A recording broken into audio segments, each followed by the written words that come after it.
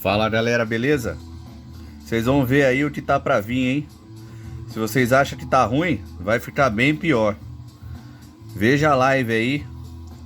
Dr. Fabrício Rebelo, um conhecedor das leis e um especialista em armas.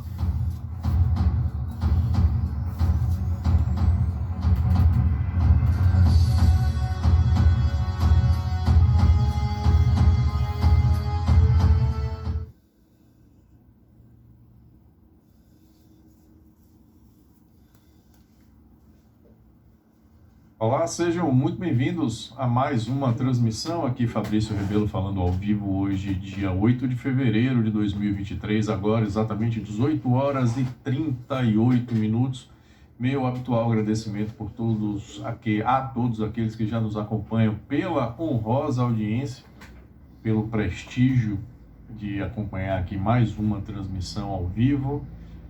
Vocês viram aqui agora na abertura, né, que uma disponibilização de um material novo aqui pelo CEPED, né, material que é o carro-chefe aqui do nosso núcleo de capacitação e que vinha sendo cobrado que se abrisse novas turmas para ele, né, o Legítima Defesa em Curso. Nós fizemos isso agora. As matrículas para esse curso estarão abertas em definitivo a partir do dia 27 de fevereiro. Mas infelizmente, isso tem que ser feito com turmas limitadas, né? Existem algumas razões operacionais para isso e as vagas, né, nas turmas precisam ser limitadas, controladas. Se você tiver interesse nesse material e quiser reservar sua vaga e ter a possibilidade de, inclusive, se matricular antecipadamente, alguns dias antes das matrículas abertas ao público, é só seguir o link que está aqui na descrição. Enquanto o pessoal vai chegando também, vou lembrando, um habitual lembrete, como sempre faço aqui, para que você não deixe de interagir conosco, deixando aqui sua avaliação sobre o nosso conteúdo. Se você não é inscrito, aproveitando para se inscrever e ativar as notificações, compartilhar os nossos vídeos, uma vez que o YouTube não faz isso por nós, há uma certa dificuldade no alcance dos nossos conteúdos. Então, se você quiser colaborar com isso, há uma possibilidade de o fazer compartilhando os nossos vídeos e deixe aqui o seu comentário, os comentários aqui extremamente relevantes, sempre lidos e utilizados para guiar a produção de conteúdo que aqui fazemos. E também na descrição do vídeo algumas formas de contato mais próximos conosco, desde a possibilidade de recebimento de notificações personalizadas, independentemente aqui do YouTube, notificações que são disponibilizadas em um grupo de mensagens. Então, mesmo que o YouTube fale, nós temos esse backup e ainda as possibilidades de assinatura, seja aqui na própria plataforma, aqui no YouTube, seja no nosso clube de assinantes, onde, sempre reitero aqui, são disponibilizados periodicamente alguns conteúdos que não podem ser trazidos para cá e também conteúdos adicionais. Hoje, nesta transmissão, nós veremos alguns documentos que serão utilizados aqui para a nossa análise e esses documentos, pouco depois da nossa transmissão, estarão disponibilizados lá no nosso clube de assinantes. Então vale a pena conhecer e ter acesso a esses materiais complementares. Aqui, pelo nosso chat, não vemos nenhuma manifestação contra ou relativa a qualquer problema na nossa transmissão. Então, vamos prosseguir aqui já na nossa análise. E a primeira questão que eu quero trazer hoje aqui é a respeito da composição do chamado grupo de trabalho que foi previsto no Decreto 11.366 para elaborar a regulamentação definitiva da Lei 10.826 de 2003, a nossa Lei de Armas, ou famigerado Estatuto do Desarmamento, como é popularmente conhecido. Nós vimos lá que no Decreto 11.366 houve a suspensão de diversas atividades, mudanças de regras sem nenhum tipo de cabimento. Já analisamos esse decreto, já vimos as suas inconstitucionalidades, ilegalidades. Aliás, tem uma live minha lá no canal de Polon, Marcos Polon do ProArmas, em que nós detalhamos ponto a ponto todas as ilegalidades e inconstitucionalidades. Já falei aqui no canal da inconstitucionalidade, ilegalidade e temerariedade do recadastramento, um absurdo do recadastramento, mas esse decreto trouxe todas essas providências a título provisório, trazia ali essas previsões, essas aberrações, como se fosse uma regra de transição até que tenhamos a regulamentação definitiva a respeito dessa temática, ou seja, um novo regulamento geral para a Lei 10.826 de 2003, o Estatuto do Desarmamento. E esse trabalho de uma nova regulamentação do Estatuto viria justamente por meio do grupo de trabalho que ali foi previsto. E esse grupo de trabalho teria diversos representantes de setores do próprio governo, dos Ministérios da Justiça, da Defesa, aí envolveria o Conselho Nacional de Justiça, a Advocacia Geral da União, o Conselho do Ministério Público e representantes da sociedade civil. Esse grupo teve a sua publicação veiculada quanto à sua composição. Nós tivemos a publicação no Diário Oficial da União, no dia, deixa eu pegar aqui a sua data, no dia 2 de fevereiro, a portaria de pessoal número 08, de 2 de fevereiro, do Ministério da Justiça, fazendo justamente a composição do grupo de trabalho com vistas à regulamentação da Lei 10.826 de 2003, 22 de dezembro de 2003, publicado em 23, na véspera do Natal. E aí nós temos representantes dos órgãos governamentais, do Ministério da Justiça, o ex-deputado Francisco Tadeu Barbosa Alencar e a sua suplente, do Ministério da Defesa, o Ministério da Defesa, inclusive, tem um nome bastante conhecido dos CAC, o Coronel Aquiles, que já foi da DFPC. Nós temos do Ministério da Fazenda, da Polícia Federal, do Conselho Nacional de Justiça, do Conselho Nacional do Ministério Público, da Advocacia Geral da União. Até aqui, órgãos governamentais, ou ligados ao governo. Máximo que pode haver aqui de independência seria em relação ao Conselho Nacional de Justiça, que, sinceramente, não consigo entender a razão para estar compondo esse grupo de trabalho. Eu não sei até que ponto teria ali algum tipo de contribuição efetiva, Conselho Nacional de Justiça, que é um órgão efetivamente administrativo, de controle administrativo do Poder Judiciário. Não sei onde isso se encaixaria. Sim, temos aqui também, teoricamente, um outro órgão mais independente, que é o Conselho Nacional do Ministério Público.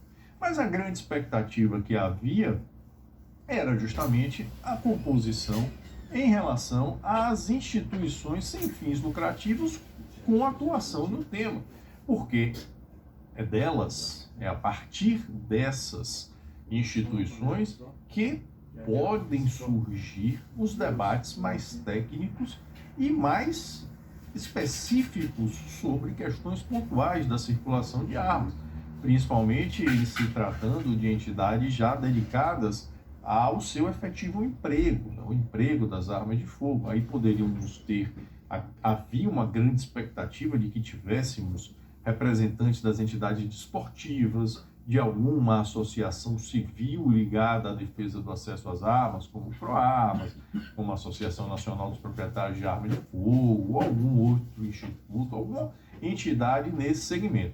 E, para surpresa de 0 pessoas que estavam, de fato, acompanhando e que conhecem os bastidores de como age a esquerda na regulamentação dos temas que lhes são caros, não veio absolutamente margem a nenhuma participação dessas entidades. Só tivemos 2 nomes apontados como representantes das instituições sem fins lucrativos com atuação no tema. O senhor Felipe Marques Angeli, como titular, e a senhora Carolina Valadares Guimarães Taboada, como suplente. Quem são Felipe Marques Angeli e Carolina Valadares Guimarães Taboada? Alguém arrisca? fácil aposta, né?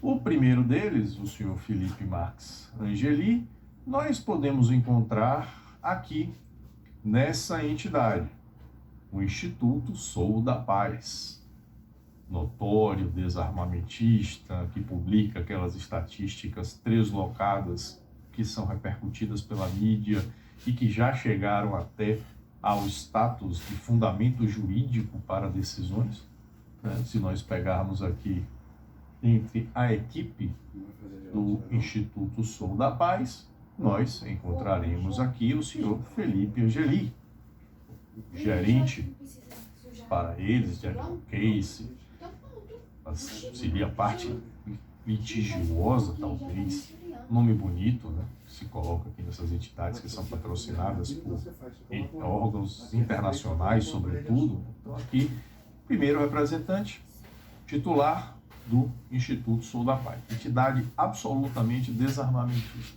Sua suplente, Carolina Taboada. De onde? Instituto Igarapé, outra entidade absolutamente desarmamentista, e tem um currículo dela todo voltado, a atuação do Instituto Igarapé é toda voltada ao desarmamento. Pior do que isso, nós podemos até alcançar uma associação bastante curiosa, porque ao compor o grupo de trabalho, trazendo representantes dessas duas entidades, do Instituto Sou da Paz e do Instituto Igarapé, nós podemos já afirmar que nós teremos uma influência estrangeira direta pautando a regulamentação de armas aqui no Brasil. Porque, coincidência ou não, o Instituto Sou da Paz e o Instituto Igarapé são estão dentre os maiores recebedores de verbas da Open Society Foundation, a instituição do bilionário George Soros, que tem como fama a manipulação da agenda pública para atender aos seus próprios interesses. Nós podemos até trazer aqui uma matéria que repercutiu bastante há algum tempo, a matéria da Gazeta do Povo, uma matéria bastante interessante, e que trazia aqui a matéria de junho de 2021. FHC quebrando tabu e juízes. Quem George Soros financia no Brasil? E essa matéria aqui da Gazeta, né, que é a foto do George Soros, quando nós vamos a um quadro que foi trazido aqui de modo muito sintetizado pela matéria, aqui nós temos organização e quanto recebeu da Open Society Foundation entre 2016 e 2019. Quem mais recebeu foi a Associação Direitos Humanos em Rede, o Conectas, que recebeu $2.339.000. Em segundo lugar, Instituto Sou da Paz, com $1.856.000. E em terceiro lugar, Instituto Igarapé, $1.535.847.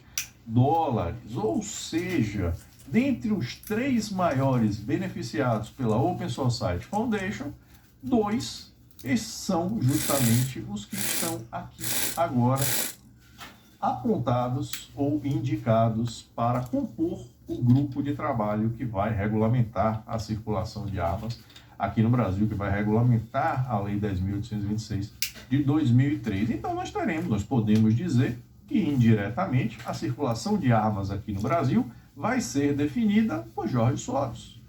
O seu financiamento é que vai definir como as armas circularão por aqui, ou pelo menos terá uma impactação direta nessa definição. Lembrando que não tivemos espaço absolutamente nenhum para um contraditório, para que tivéssemos qualquer tipo de voz contrária aqui.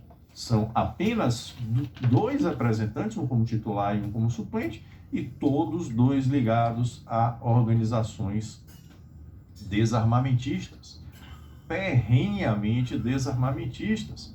É como se a sociedade civil só fosse composta de indivíduos desarmamentistas. Ninguém foi convidado, nenhuma entidade foi convidada.